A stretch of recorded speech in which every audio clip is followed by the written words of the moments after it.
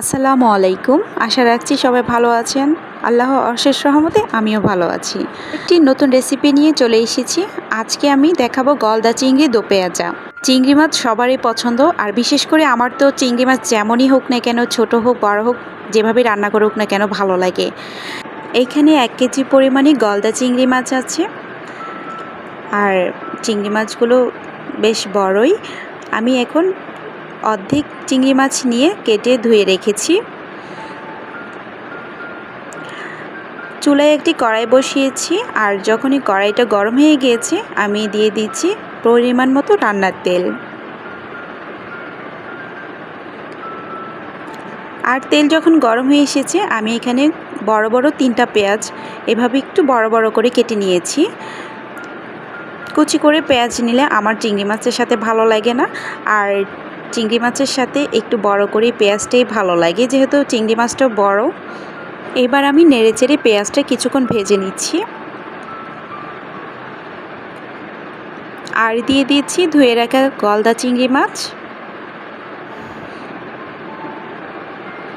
এবার আমি দিয়ে দেব স্বাদমতো লবণ, আর লবণটা এখন দিয়ে দিচ্ছি যেন চিংড়ি মাছের ভিতরে খুব ভালো করে লবণটা যায়। চিংড়ি মাছ আর পেঁয়াজটা আমি কিছুক্ষণ ভেজে নিব, আর পেঁয়াজ ভেজে নিতে হবে ঠিক নরম হয়ে আসা পর্যন্ত। পেঁয়াজ নরম হয়ে আসা পর্যন্ত আমি অপেক্ষা করছি। আর এখন আমার চিংড়ি মাছ আর পেঁয়াজটা হয়ে গিয়েছে। এখন আমি দিয়ে দিচ্ছি 1 চা চামচ পরিমাণে রসুন বাটা, 1 চা চামচ পরিমাণে হলুদ গুঁড়ো, আর ঝাল দিচ্ছি আমার পছন্দ মতো, যেহেতু যে যার মতো ঝালটা পছন্দ করে ওভাবেই দিই। 1/2 চা চামচ পরিমাণে জিরা আর ধনিয়ার গুঁড়ো দিয়ে দিয়েছি। এবার সবগুলো মশলা আমি মিক্স করে নিব।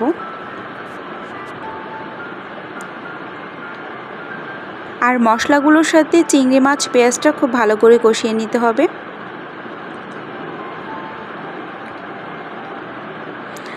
এখানে আমার কষানো হয়ে গেছে, প্রায় 5 মিনিটের মতো কষিয়ে নিয়েছি। এবার আমি দিয়ে দিচ্ছি পানি। এখন দিয়ে দিচ্ছি 4টি কাঁচামরিচ। আবারও আমি একটু নেড়েচেড়ে মিশিয়ে নিচ্ছি।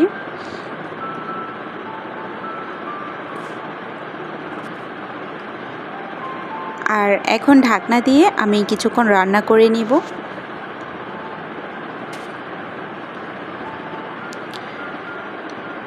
10 মিনিট রান্না করার পরেই আমার চিংড়ি মাছটা প্রায় হয়ে এসেছে। চিংড়ি মাছের উপরেই তেলটা উঠে গিয়েছে।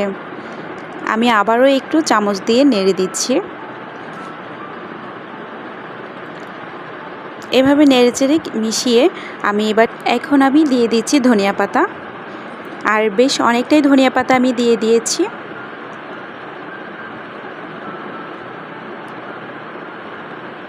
এবার মাছের সাথে ধনিয়া পাতাটা আমি আবারও একটু মিশিয়ে নিচ্ছি।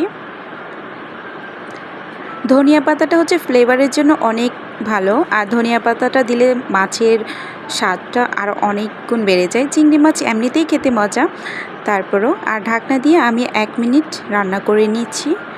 গলদা চিংড়ির দো পেঁয়াজাটা আপনাদের কেমন লেগেছে আমাকে কমেন্ট করে জানাবেন, আর যারা নতুন দেখছেন প্লিজ আমার চ্যানেলটা সাবস্ক্রাইব করে দিবেন।